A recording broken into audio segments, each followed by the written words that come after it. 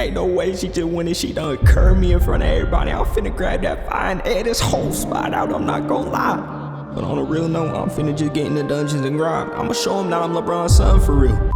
Now, I know y'all know the one and only important rule when it comes to watching anime, and it is do not watch any anime that has a title that is longer than a sentence. So laying my eyes on an anime called Is It Wrong to Pick Up Girls in a Dungeon, I'm thinking it's buns. But let's move on from the fact that it has that sentence long title and it's already looking like it's bait for gooners filled with fan service, and I'd be lying if I said it wasn't.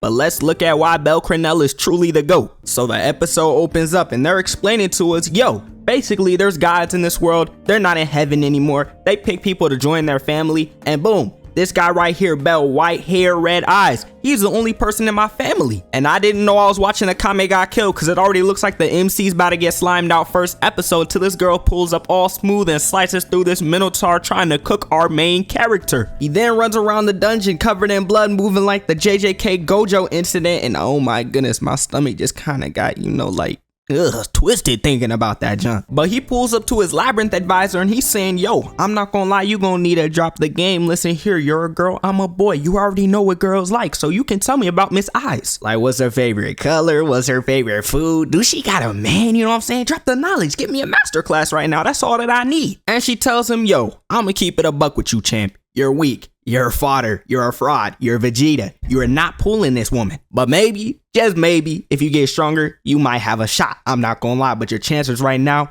airball, you're not making it. But he pulls back up to his crib and this is where the fan service starts. This is his goddess Hestia, blah blah blah, the owner of the Familia, blah blah blah. Belle's the only member in the Familia because she's a bum. I'm joking, but let's move on. But he just got out the dungeon, so they gotta run up that daily status check to see where he's at. And Hestia notices a skill that's new and she's like, yo, no shot, he got a skill because he wants that girl so bad, bro. His true love is right here, bro, there's no way. But she hides the skill from him as a result because she's like, yo, I can't gas dude up too much because he really gonna try and shoot a shot tomorrow. But Belle decides to hit that dungeon like it's the weight room. He's ready to level up and he gets hit with a Mau stare. He meets this girl named Seer and she's like, yo, I can tell you're a little hungry. Take this food to go to the dungeon, and oh yeah, stop by here tonight. This man Belle is spitting game non-verbally. He doesn't even have to say words and he's getting invited these places by girls. But after he gets done no different this Goomba level threat, more pull up on him, he off screens them. He's back at the crib and Hestia's like, yo, you've gotten a lot stronger, and she gets heated because she's like, no way this dude's doing this all for a girl. She can't even be that bad for real. But he slides to the bar like Sears said, and while he's munching up on his good eats, getting that protein for those gains, Loki's Familia walks in, and in Loki's Familia,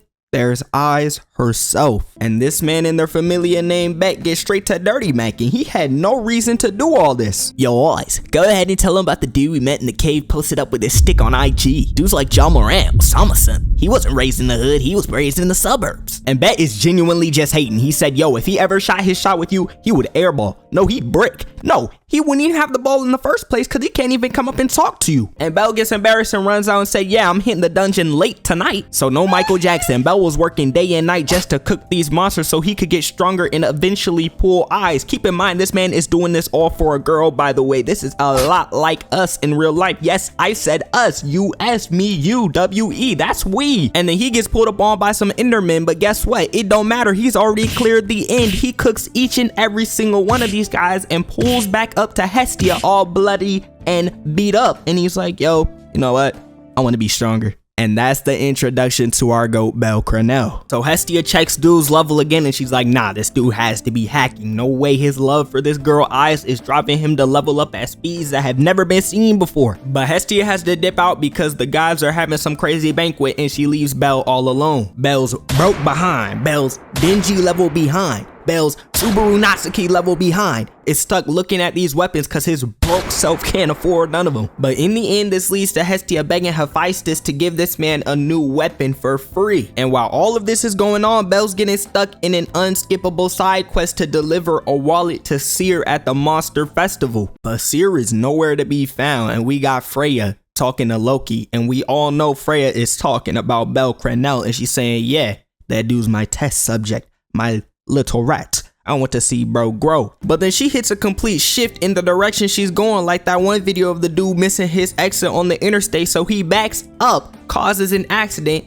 and then takes his path to where he needs to go. Cause seconds later, she's like, I wish I could have seen you grow more, but it's too late, buddy. And she frees a whole gorilla to attack Cranel himself. But while Hestia and Belle are on their date searching for Seer, a monkey pulls up out of nowhere staring straight at them. So he grabs Hestia's hands and he's out of there, moving like he's Bolt till they pull up to Daedalus Street. Gorilla cuts off all means of an escape and leaves Hestia on the ground. And Belle straight shaking in the corner, sweating, moving like Piglet from Winnie the Pooh. He can't pick up his weapon, he can't run in to save the day. He is not like Eyes. Till Cranel gains enough courage to run in and he uses the gorilla's leg to jump even higher for the stab. He goes in for it and his weapon completely gets shattered. My fault, y'all. False alarm. No need to get hyped. Dude done turned his weapon into a mirror, got him looking at it like a girl doing makeup before she goes on about her day. Belle then gets hit with a force palm into the wall, but no damage is received. This man's durability is genuinely out of this world. He then flashbangs the gorilla with some weird device, runs away, locks Hestia up and says, yo, you stay in here, I'ma fight. If I die,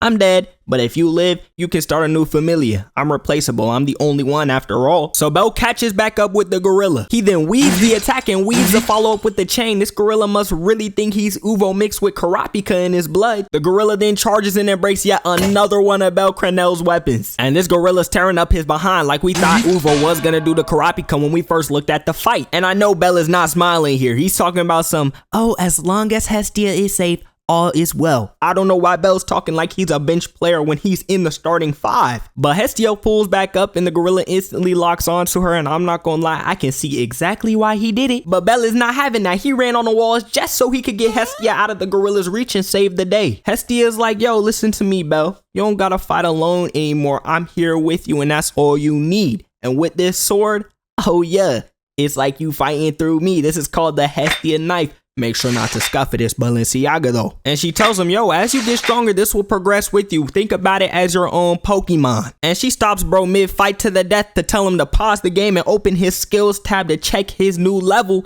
And this man's grown even further. And yes, I know we have all pulled this move once or twice when we was getting our butt beat in a boss fight, beat in any regular fight. We pause the game to add some new skills to our tab and use that same move that we just unlocked. But the gorilla finds exactly where they're hiding at. Hestia then gasses Belle up and she pushes that man right into battle. He runs up all big and bad like he wasn't scared just 4 seconds ago. Leap of faith, no miles, straight over this man's attack and over his head as a whole. Yo, is he actually about to cook? He hits a turn like Suni Lee then lands. He's trying to get all the points he can get in his gymnastics category. He then blocks and completely destroys the chain. Hey, we know Belle's not a spider if you know what I mean. Belle then weaves the next punch, lands on his arm, runs up and slices clean through this man's mask. He then weaves the next attack but gets wrapped up and thrown straight up into the stars. But he's on his Naruto time and talking about, I believe it. He grabs onto the clothesline like he's a Beyblade, talking about some 3, 2, 1, let it rip. Sends himself flying down at the gorilla and cuts clean through this man's chest plate. And hold on, why is Hestia so cheeked up on my screen right now, bro? And this has gone on long enough, so it's time for Belle to end it. He hits a spin dodge backflip. Absolutely no reason to do this, by the way, and if you watch my last video, chi expansion, that's all I gotta say. He then runs through and dodges the grab, spins his weapon before running in and stabs the gorilla clean in his chest. A double spin move too, just to add style points to it all. The whole city celebrates him and his main girl before she passes out. And Belle didn't even see Seer at the festival, didn't even speak to her, but them spin moves alone got Seer falling for him. I'm not gonna lie, from now on, every chance I get, I'm hitting a spin move. But then Belle's like, yo, I'm making good progress. Let me go down a few more floors, ain't I? And she's like, yeah, I guess you did get a little stronger, but your armor,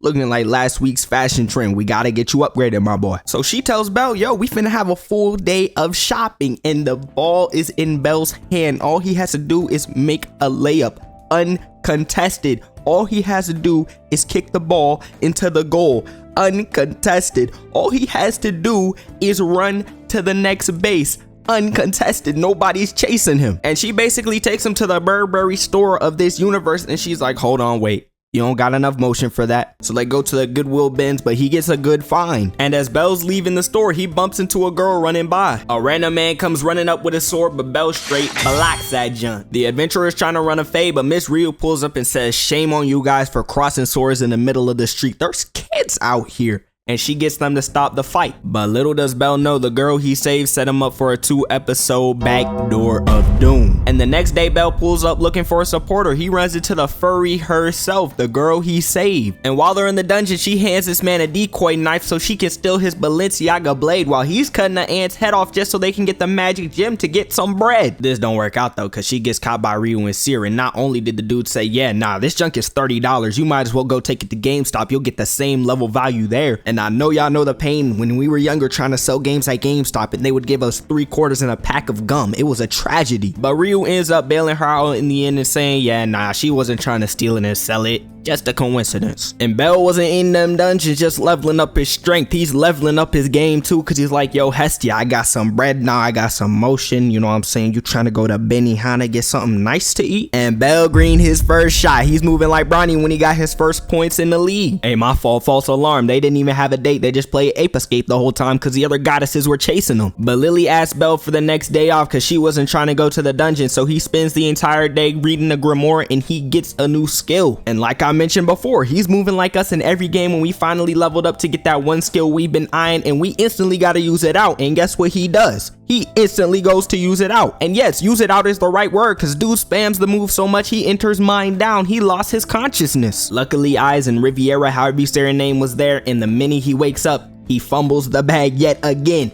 Ball in his hand, by the way, and he's still airballing these shots. And the random adventurer from before is like, yo, so you hired the little furry girl? Aight, she's been swiping from your pocket, Sly Cooper. She lives up to match her description. And I feel like I said Sly Cooper for like the past 3 videos in some jokes I've made, but please, this one is perfect, so let it slide because she's literally an animal furry thingy and Sly Cooper's a raccoon. Like, it just had to be said, bro. But he's basically like, I'll help you get revenge, and Bell's like, I'm not that type of dude. Get off me, buddy. And guess what? He should have listened. Backdoor of doom yet again. They go down to the 10th floor. She throws in some monster lure, steals his knife, and says, good luck, buddy. Run when you get the chance. She gets put on World Star the way they're giving her these beats, and they're like, cough up all your items and we'll let you go. And they're like, you know what? These ants, they finna kill us, and you know, you're here. You know, you got some meat on your bones, maybe not a lot, but you could be some good bait. And they throw her out there and leave her to die. And she's out here like, dang. She's like, what I did to Bell, I guess I should die for her. You know what I'm saying? This could be the atonement. At the end of the day, I don't regret it. All adventurers are the same. Till Bell walks into the room and he shouts out Fireball and turns each and every single one of them ants into marshmallows at a campfire. He cuts clean through one ant, then throws his sword at another and uses Fireball to get rid of the rest. And there he stands expanding his chi in front of all the ants. He uses Fireball to get rid of all the ants remaining in the room, then looks back at Lily like absolutely nothing happened, like she didn't just backdoor him seconds ago. She's screaming at him saying, yo, why would you even save me after I did what I just did to you? Being real, I can't lie, it's cause you a girl. And I'm not gonna lie, this was not the shot, cause she starts calling him a playboy. But then he backpedals and he's like, nah, I just saved you cause you were you. Don't even sweat about it. Then he gets a big old hug. His shot was successful. My man Bell is moving up in them ranks. And basically Bell brings Lily back to the crib to give her a place to hide cause them hunters are out to get her, and Hestia is jealous. Bell got 2 girls fighting over him. He's spitting immaculate game right now. But he goes down to the Adventurers Guild to talk with Aina, and sitting with Aina is Eyes. He's like, I'm out. He runs into a dude's pecs, then he runs into Eyes' booty, spins around and runs into Aina. He got trapped in a cutscene. And yes, that was the fan service I'm talking about. There's a lot, but this next episode will make you forget there was any fan service.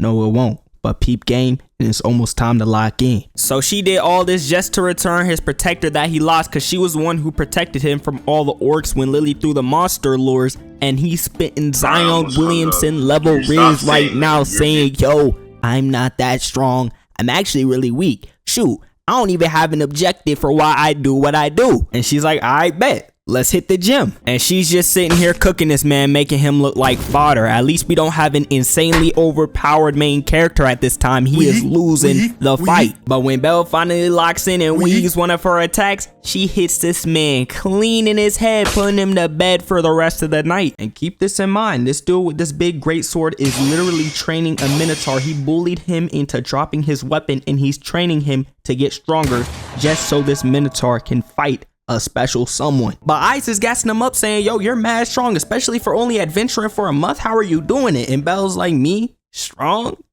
Got the wrong dude, I'm not gonna lie. Back to his Zion Williamson Riz, but he's saying, I got somebody I want to catch up to. And she's saying, really?